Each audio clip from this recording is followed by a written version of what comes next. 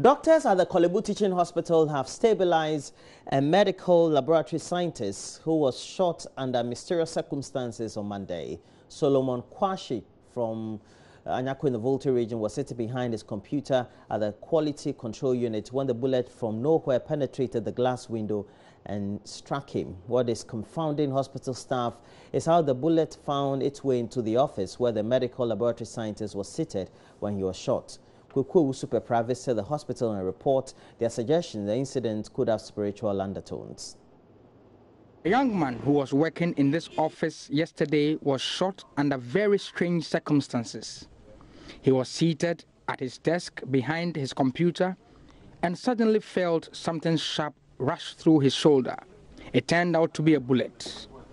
Almost 24 hours after he was shot, neither the hospital management nor police have a clue of who could have fired the gun and from where. Mustafa Salifu is the public relations manager for the Korle-Bu Teaching Hospital. It's premature. One cannot see where this bullet actually comes from. Some people claim they heard a sound, but from what direction nobody could tell. So we'll leave everything for the security agencies to actually look into it properly. It's not only the other security agencies have come to also get information about it, and I'm sure they'll be collaborating with the police to actually unravel the mystery surrounding this incident. Does the young man have many kind of a big post, or is he a union leader, union member? Could he be leading some advocacy that could attract this into him? There's a quiet, humble young man. And the area where he works is not an area where you actually have interface with a lot of people, where you could say that through his work he could earn some enemies for himself. According to him, that he doesn't bear grudge with anybody. He's not pick a fight either within the hospital with any of his colleagues or even outside. So he's also wondering who could be behind this and what could be the reason for this. So but we'll wait for the police and then the other security agencies to do their work and then tell us exactly who is behind this. Management of the facility are trying very hard to ensure that the incident does not affect the morale of the workforce.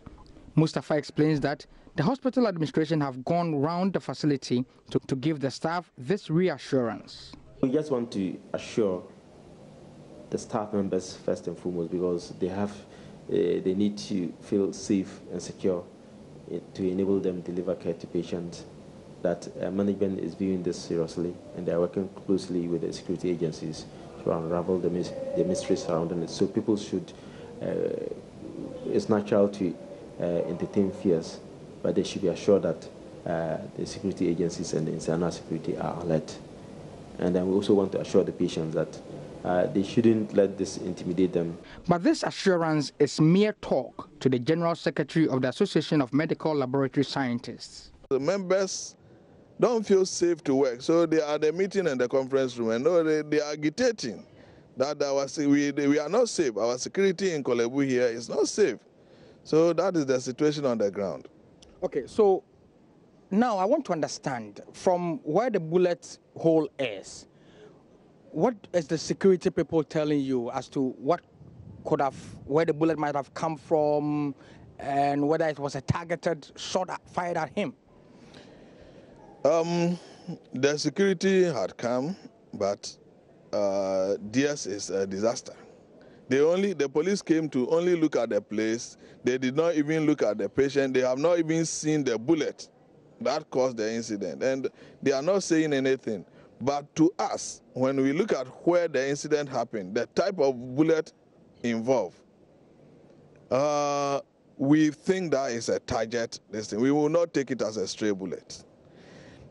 From the distance and the building behind it, Korle-Bu is not a hunting area, let me put it this way. So nobody will be hunting in Korle-Bu, and there's no route in Korle-Bu for anybody to say that he was controlling route here. So for such a bullet to enter into the office.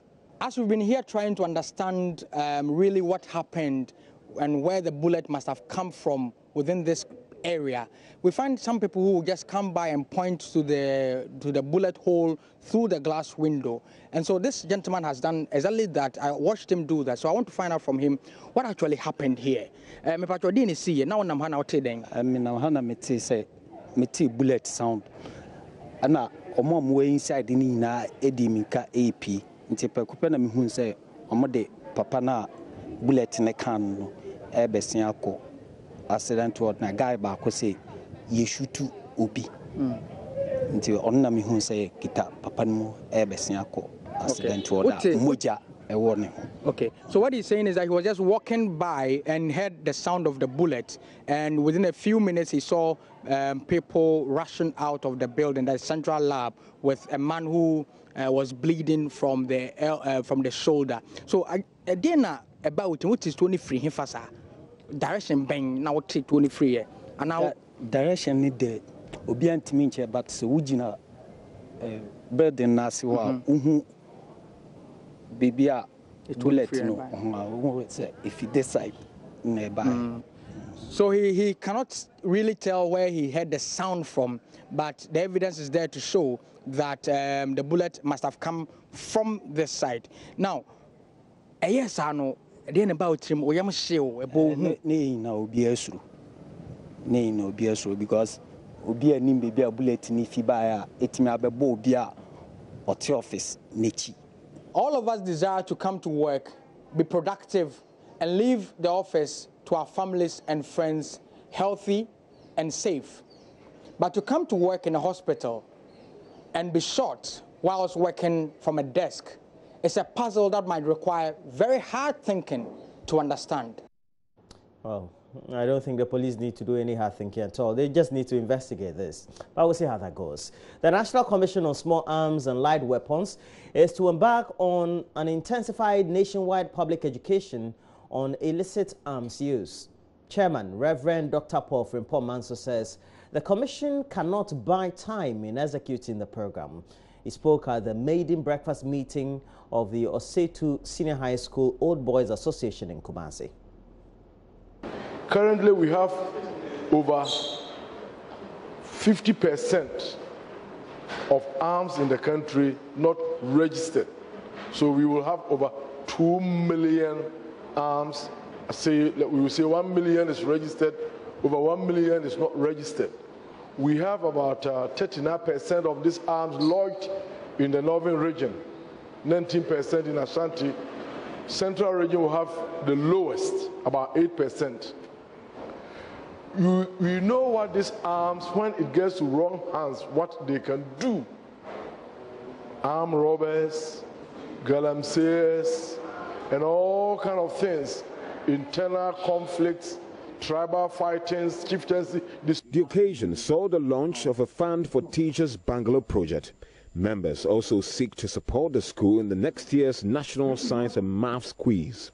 CEO of Universal Merchant Bank Limited, JoyNews, is a member of the association. As old boys, we believe in giving back to the school that has made us who we are, and giving back to the school, to the students, nurturing them, letting them know that they are not alone, and the fact that there are people who have been in the dormitories that they are sleeping in now, in the classrooms where they have their lectures, who are now in the corporate world, who are now either in politics. They are. Reporting for JoyNews, Kwesi Deborah. And the police in Ashanti have arrested 10 members of the Small Scale Miners Association who were protesting earlier today in Kumasi.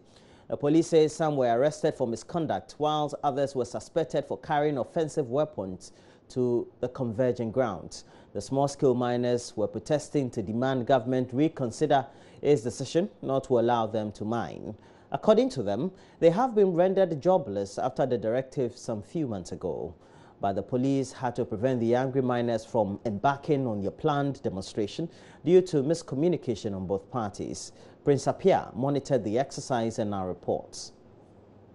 The planned demonstration started smoothly with members bussing in to Kumasi from the various destinations across the region.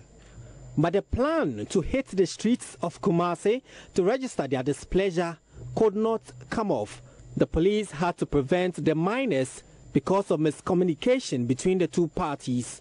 The Ashanti Regional Public Relations Officer of the police, ASP Juliana Obeng, revealed this to the media.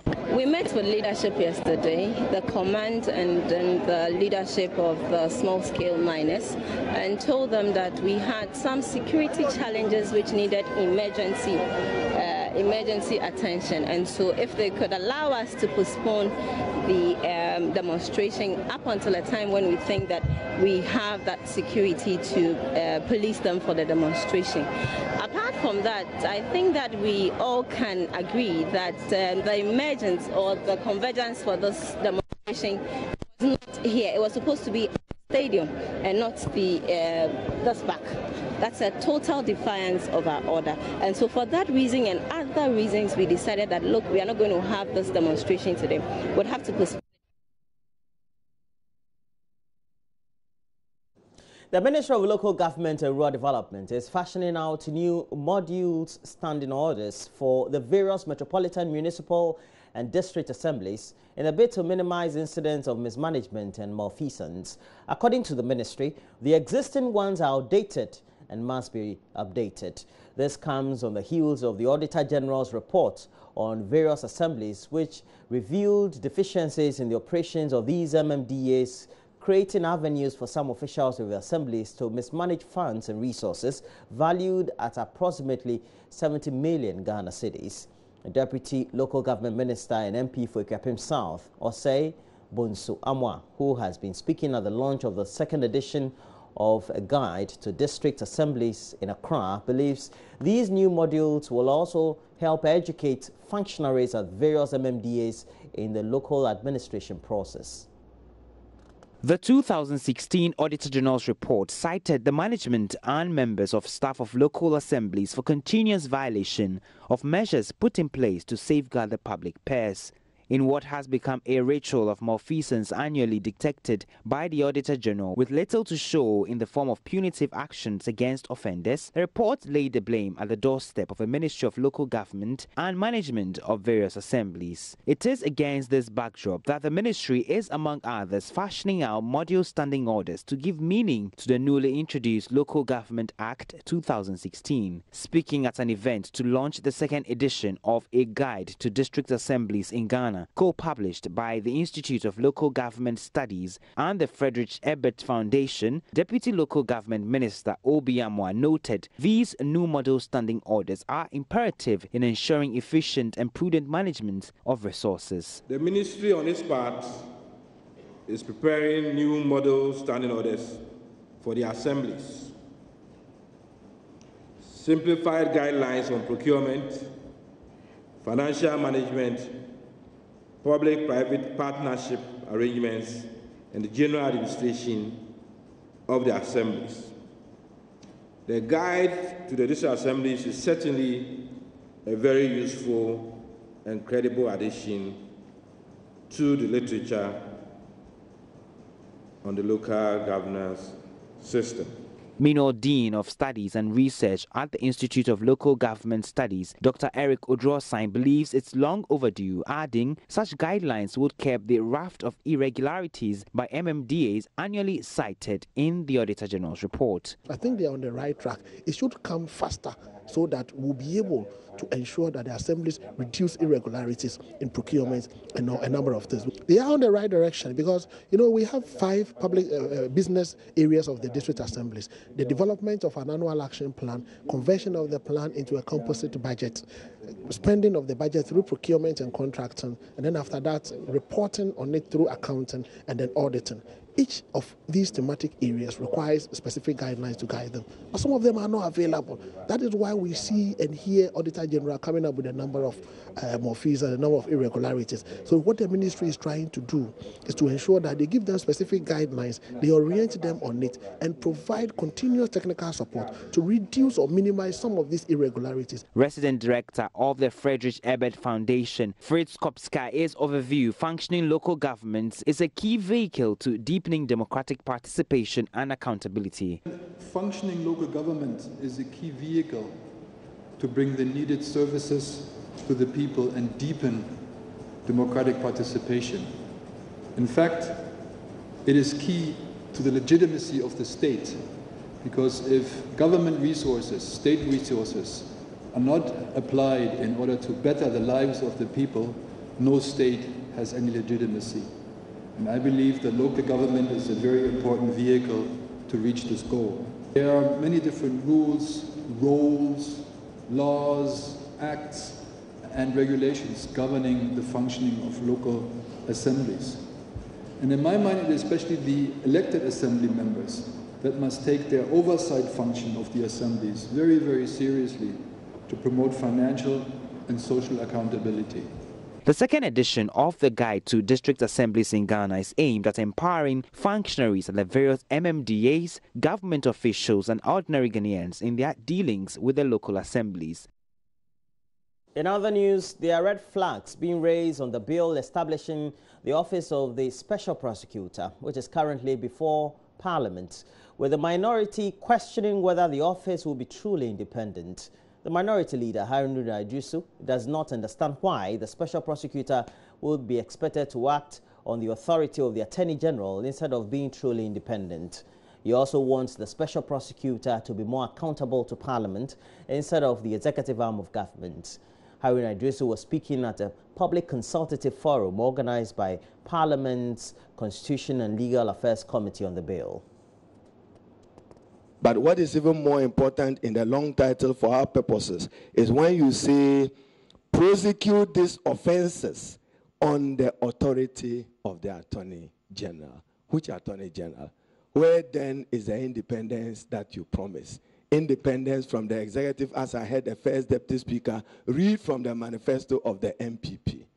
There is want of independence here. Probably, to improve it, we will say that the appointing authority, the president shall appoint the special prosecutor or a special counsel, as it is in other jurisdictions, with the prior approval of Parliament. And probably even further recommend with 2/3 majority, so that the person is a strong personality who is subject not just to executive nomination, but prior approval of Parliament, not consultation with Parliament or in consultation with Parliament. Then that will be a way of strengthening the bill. That I will do. But we also must strongly recommend that an addition to the remit of the office of the Special Prosecutor must be recommendations of Parliament based on the Public Accounts Committee report, so that the leakages, misappropriation, embezzlement also can directly be punished by the Special Prosecutor. When I raise the matter of conflict of interest, let me remind us of an interesting development. Should the Attorney General be alleged to be engaged in wrongdoing, who investigates and prosecutes the Attorney General? A superior or an inferior person? That probably would also be an important thing for us to examine. And already civil society groups have also been raising questions. Professor H. Kwesi Prempeh of the Center for Democratic Development is questioning why the bill gives the Special Prosecutor jurisdiction over only corruption issues that involve large sums of money. Our main objection in this bill actually centers around subclause 4 of clause 3, functions of the office, subclause 4. And we respectfully strongly object to the inclusion in this bill of this subclause 4. And would advise that it be deleted in its entirety. This is our reason. Our interpretation. It purports to draw a distinction between petty corruption and grand corruption, and to confine the mandate of the Special Prosecutor to cases of grand corruption. That would ordinarily sound uncontroversial and indeed quite laudable. However, when you look at subclause 4, when you read it closely, it is couched in such broad and vague terms that if enacted into law, we believe it would serve only to invite constant and needless litigation over the mandate or jurisdiction of the office. Worse still, the language used in subclause 4, and let me give you a flavor for some of the language, a vast quantity of assets, a substantial portion of the resources of the country, threats to the stability of the country, threat to the substantial development of the country. These are the conditions under the bill under which the jurisdiction of this office could be activated. And we believe that language of this kind is bound to present courts, even courts, invited to interpret and apply them with grave difficulty and uncertainty as to the practical meaning of those terms. Moreover, and more substantively, we think the distinction that the bill attempts to draw between petty corruption and grand corruption proceeds on a rather false assumption that cases of corruption can easily or neatly be separated out into those that are petty and those that are grand. In practice, corruption is not so easy to categorize at the outset. The nature of corruption cases is such that a matter might appear petty on the face of it initially, and yet in the aggregate, it would involve substantial amounts or widespread racketeering. Opposition parties in Togo were compelled to call off plans to demonstrate in front of the National Assembly on Tuesday, and this followed threats from government that persons involved in the demonstration would be arrested and prosecuted. Earlier, heavy security personnel were also deployed to the street and around the National Assembly. The Central Business District, we understand, has also been deserted with shops closed, whilst the street also remained unusually quiet. Meanwhile, international relations expert Dr. Vladimir Ntwedanso cautioned the opposition party in Togo to focus its fight on the country's governance system rather than the Nyasingbe family. Speaking on JoyNews Current Affairs show PM Express, Dr. Ntwedanso explained that the exit of 4 Nyasingbe must be negotiated properly to avoid the loss of innocent lives. He stressed the need for the international body to intervene in the situation. The strategy being adopted by the opposition will not yield a more plausible result. You are saying they should go for the system rather than the personality. Thank you. Why? Because generally in this world, there are 3 levels where you want to bring change.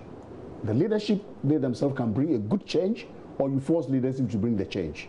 In For Nyasingbe, I don't expect that kind of drastic change, because you look at the history of Togo, you don't expect him to bring a change that will be detrimental to the dynasty or this thing. So now you target the second level, that the structure of the state system, and that's what Ghana targeted. And then at the same time you target the state structure, the international community becomes, I mean, it's like they love it.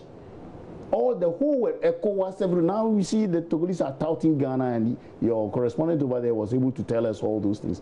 When we targeted the state structure, we want this kind of structure, which was a liberal kind of democracy.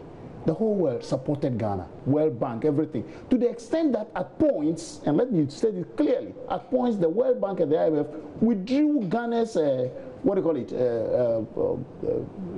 aid, which was to come to Ghana. They threatened and they withdrew, forcing the leadership also to change towards what the opposition is saying. It was a good, perfect strategy. These 3 levels, the leadership, the structure of the state system, and the international community. In Togo, a lot of things are going against them. The leadership is against. The state structure doesn't help them. The international community is not helping. They won't help unless you target the state structure. The people are calling on ECOWAS, Nana Akufo-Addo to come in. International law does not allow them to do that until things go bad. Look at Venezuela. Just because some part of the international community want liberalism, look at America at the forefront of forcing helping the opposition, at times even tacitly, with money and intelligence and everything. They are on the streets almost every day because they are targeting the structure. Look at Turkey, playing games. More than 200,000 people are in prison. More than 50,000 civil servants have been dismissed. But the international community is very careful. Why? Because they don't want the state structure to go fragile. The Middle East is, but look at where Togo is placed. Who cares? So they must know these things when you are on the street demonstrating to want change. There is a history of change in every place. And if the leadership of the opposition don't learn this and channel this, and they're only basing their opposition on enthusiasm of the people and the suffering of the people, many more people are just going to die.